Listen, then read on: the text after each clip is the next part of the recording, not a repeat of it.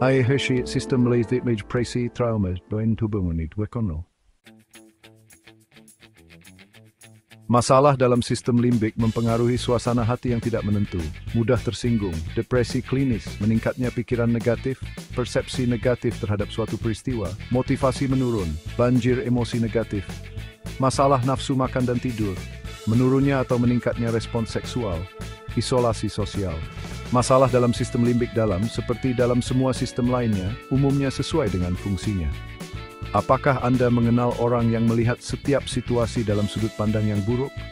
Pesimisme itu sebenarnya bisa jadi merupakan masalah sistem limbik dalam, karena, seperti yang disebutkan, ketika bagian otak ini bekerja terlalu keras, filter emosional diwarnai oleh hal-hal yang negatif. Satu orang bisa saja meninggalkan interaksi yang oleh 10 orang lainnya akan diberi label positif, tetapi yang dianggapnya negatif. Dan karena sistem limbik dalam memengaruhi motivasi, orang terkadang mengembangkan sikap. Saya tidak peduli tentang kehidupan dan pekerjaan. Mereka tidak memiliki energi untuk peduli. Karena mereka merasa putus asa tentang hasilnya, mereka memiliki sedikit kemauan untuk menindaklanjuti tugas. Karena pusat tidur dan nafsu makan berada di sistem limbik yang dalam, gangguan dapat menyebabkan perubahan yang dapat berarti kecenderungan untuk mengonsumsi terlalu banyak atau terlalu sedikit keduanya. Misalnya pada episode depresi yang umum, orang-orang diketahui kehilangan nafsu makan dan mengalami kesulitan tidur meskipun mereka sangat lelah. Namun, pada depresi yang tidak umum, mereka akan tidur dan makan secara berlebihan. Ada 3 masalah yang disebabkan oleh kelainan sistem limbik dalam yang memerlukan kajian tersendiri: gangguan ikatan, gangguan suasana hati, dan PMS. Gangguan ikatan. Masalah ikatan dan limbik seringkali berjalan beriringan. Salah satu ikatan paling mendasar dalam alam semesta manusia adalah ikatan ibu bayi. Namun, perubahan hormonal sesaat setelah melahirkan dapat menyebabkan masalah limbik atau emosional pada ibu.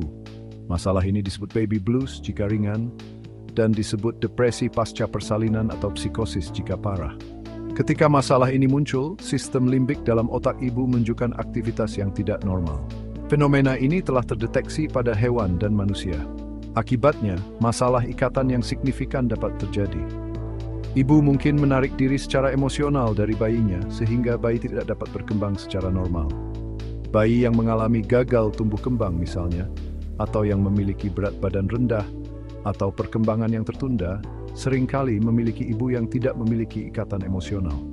Dalam kasus seperti itu, aktivitas abnormal sistem limbik dalam tubuh ibu menyebabkan masalah perkembangan pada bayi.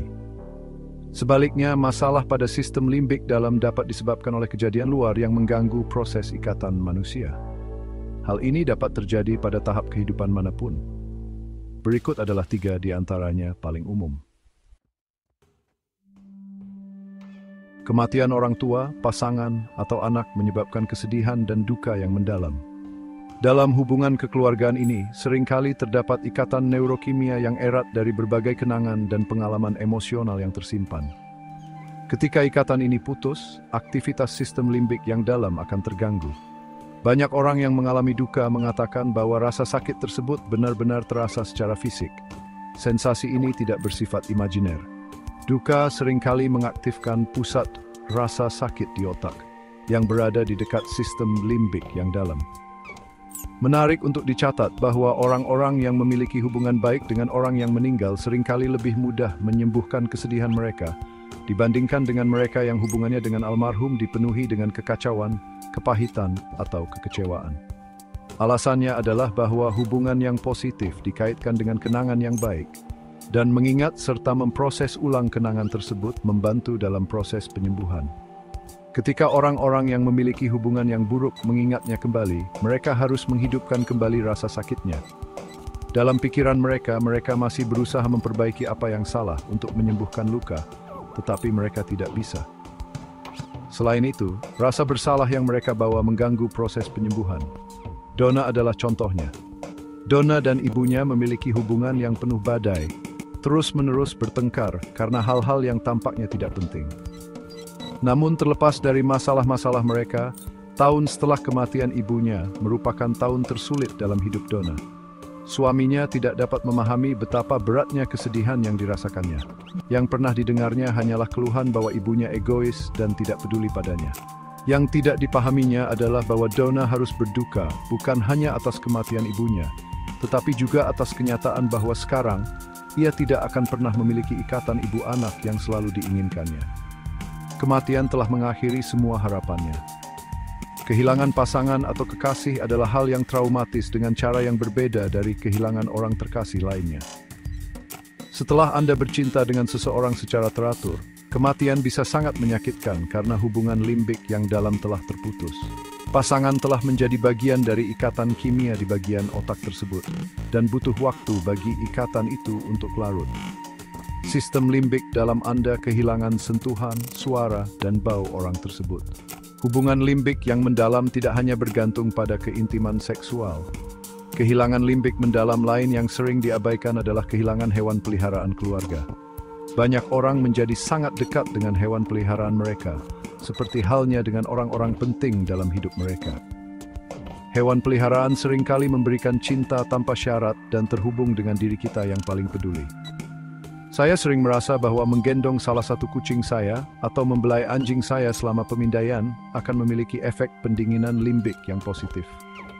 Sayangnya, saat saya menulis bab ini, anjing saya, Samantha, mati karena kanker. Kesedihan di keluarga saya sangat besar, dengan banyak air mata, terutama dari putri dan istri saya.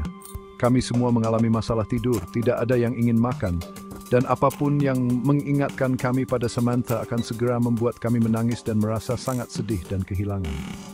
Saya mengenal beberapa pemilik hewan peliharaan yang menjadi sangat tertekan setelah hewan peliharaan mereka mati, sehingga mereka merasa ingin bunuh diri dan bahkan paranoid. And this is speech West Sid Woodling fame Bilbois that Pim Bonnet. Jangan lupa like jika konten ini membantu, komen pengalaman kamu terkait sistem limbik, dan subscribe untuk info menarik lainnya tentang kesehatan mental. Bagikan video ini ke teman atau keluarga yang butuh insight tentang sistem limbik dan emosional. Follow kami untuk pembahasan kesehatan mental yang mendalam di media sosial lainnya.